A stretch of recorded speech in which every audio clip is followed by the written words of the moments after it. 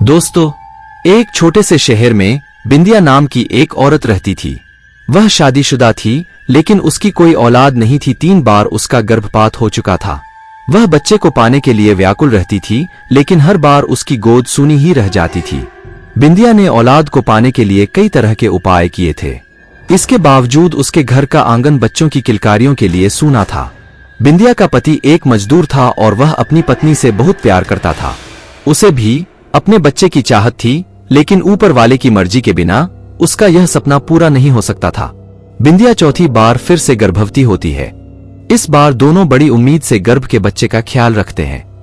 बिंदिया का पति उसके खाने पीने की बहुत सी चीजें लाकर रख देता है और कहता है कि इस बार तुम्हें अपने बच्चे को पूरा पोषण देना होगा, जिसके लिए तुम्हें मजबूती से खाना पीना होगा और अपना ध्यान भी रखना पड़ेगा।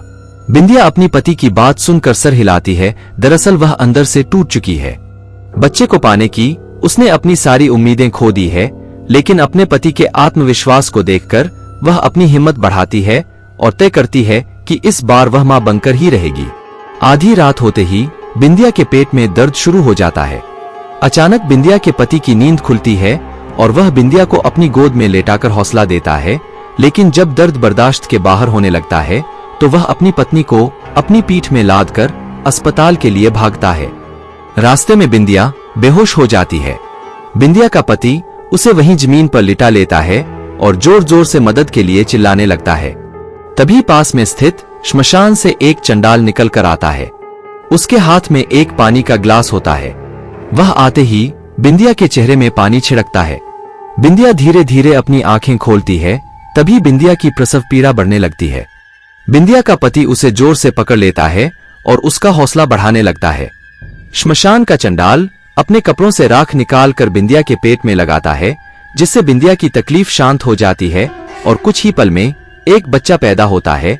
लेकिन काफी देर तक जब बच्चे में कोई प्रतिक्रिया नहीं होती तो बिंदिया रोने लगती है, क्योंकि यह बिंदिया का चौथा बच्चा था जो पैदा होते ही उसे छोड़ गया।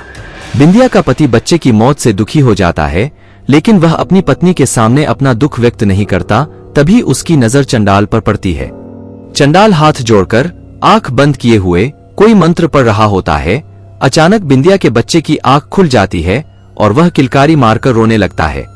बच्चे की किलकारी सुनते ही बिंदिया और उसके पति अपने बच्चे को गले से लगाकर चूमने लगते हैं।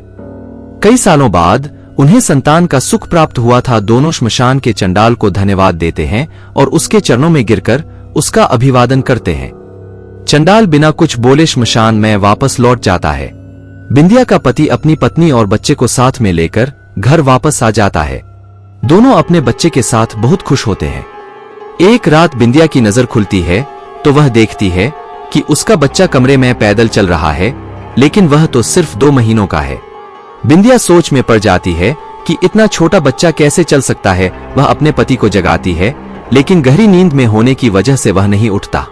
बिंदिया डरते हुए अपने बच्चे को गोद में उठाकर बिस्तर पर लेटा लेती है, लेकिन उसके मन में डर की दस्तक हो चुकी थी। सुबह होते ही वह अपने पति से रात की बात बताती है। बिंदिया के पति को उसकी बात पर भरोसा नहीं होता। उसे लगता है बिंदिया ने कोई सपना देखा होगा और उसी को सच मान बैठी है। वह बिंदिया को समझाता है और अपने काम में चला जाता है। अपने पति के जाते ही बिंदिया अपने बच्चे को पालने में लेटाकर घर के काम करने लगती है।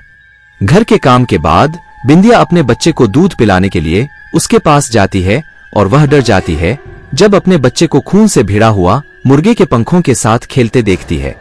तभी पड़ोस की महिला बिंदिया के घर आती है और कहती है, मेरा मुर्गा नहीं मिल रहा है, क्या तुम्हारे घर में आया है? बिंदिया कुछ नहीं समझ पा रही थी। उसका दिल मानने को तैयार नहीं था कि इतने छोटे से बच्चे में इतना बड़ा मुर्गा खा लिया था। वह अपनी पड़ोसन से झूठ कह देती है कि मैंने नहीं देखा है। शाम को जब बिंदिया का पति घर आता है तो बिंदिया बहुत घबराई होती है और कमरे के कोने में शांत बैठी होती है। वह आते ही बिंदिया से कहता है, क्या हुआ, तुम ऐसे क्यों बैठी हो? तभी वह अपने पति के गले लगकर रोने लगती है और कहती है, यह कोई साधारण बच्चा नहीं, क्योंकि आज इसने पूरा जिंदा मुर्गा ही खा लिया। बिंदिया का पति यह बात सुनते ही हक्का बक्का रह जाता है। वह जल्दी से उसी श्मशान की तरफ भागता है जहां यह बच्चा पैदा हुआ था। वहां पहुंचते ही उसे वही चंडाल फिर से दिखाई देता है। उनके पास पहुंचते ही वह कहने लगता है, बाबा वह बच्चा तो असाधारण है, क्या उसे कोई भूत बाधा आई है? लेकिन चंडाल को सब कुछ पहले से ही पता था। वह कहता है, तुम्हारा बच्चा तो पैदा होते ही मर गया था, लेकिन तुम लोगों के दुखों को देखते हुए मैंने एक प्रेतात्मा को तुम्हारे मृत बच्चे के शरीर में प्रवेश करवा दिया था, जिसकी वजह से वह जिंदा है। लेकिन वह एक अमावस्या तक ही प्रेतात्मा उस बच्चे के शरीर में रह सकती है और उसके बाद तुम्हारे बच्चे की सांसें बंद हो जाएंगी। चंडाल की बात सुनकर वह उनसे इस समस्या के समाधान पूछता है। चंडाल बताता है कि यह तो तुम्हारे कष्टों की शुरुआत है। अगर वह बच्चा तुम्हारे घर में रहा तो हर दिन तुम्हारे घर में मौत का तांडव होगा, क्योंकि यह भूत का बच्चा है। लेकिन यदि बच्चे की माँ श्मशान में सारी रात उस बच्चे के साथ भूतिया साधना करें तो तुम लोगों की जान बच सकती है। बिंदिया का पति अपने घर पहुंचकर अपनी पत्नी को सारी बात समझा देता है, लेकिन वह अपने बच्चे से जुदा नहीं होना चाहती। वह कहती है, जब तक मेरा बच्चा मेरे साथ है मैं उसे जानबूझकर अपने से अलग नहीं कर सकती, भले यह मेरी जान ही क्यों न ले ले। बिंदिया के पति को अंदाजा था कि उन्होंने बहुत बड़ी आफत पाल ली है। वह मन में तय करता है कि जब बिंदिया सो जाएगी तो वह उसके बच्चे को उससे अलग कर देगा। बिंदिया का पति रात होने का इंतजार करने लगता है। जैसे ही बिंदिया सो जाती है वह बच्चे को लेकर श्मशान पहुंच जाता है। बिंदिया का पति चंडाल के पास जाकर कहता है, बाबा ये आफत आप ही संभालो, बस हमें बचा लो। चंडाल बच्चे को देखते ही उसे डांटते हुए कहता है, तुमने अपने साथ साथ मेरी मौत का भी इंतजाम कर लिया, जो इसे इसकी माँ के बिना ले आए। चंडाल के इतना बोलते ही बच्चे की आंखें लाल हो जाती है और वह जमीन पर खड़ा हो जाता है। चंडाल बच्चे के सम्मोहन में वशीभूत हो जाता है और वही श्मशान में बने हुए एक गड्ढे में गिरकर बेहोश हो जाता है। बिंदिया का पति चंडाल की दुर्दशा देखकर डर जाता है और वहां से भागने लगता है, लेकिन एक अदृश्य ताकत उसे पैरों से पकड़कर कई बार जमीन पर पटकती है, जिससे वह लहूलुहान हो जाता है और बच्चा उसे उसी गड्ढे में डाल देता है जिसमें चंडाल पहले से पड़ा हुआ है।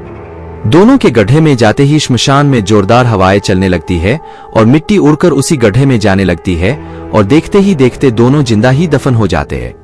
यहाँ दूसरी तरफ जैसे ही बिंदिया की नींद खुलती है, उसका बच्चा उसके बगल में लेटे हुए मुस्कुरा रहा होता है, लेकिन बिंदिया के पति का कुछ पता नहीं चलता हुआ है। वह रात भर अपने पति का इंतजार करती रहती है और इसी के साथ कहानी का पहला भाग समाप्त हो जाता है। दोस्तों, क्या आपको यह कहानी अच्छी लगी? अगर अच्छी लगी तो के माध्यम से आपने अनुभव पाठकों के साथ जरूर शेयर करें।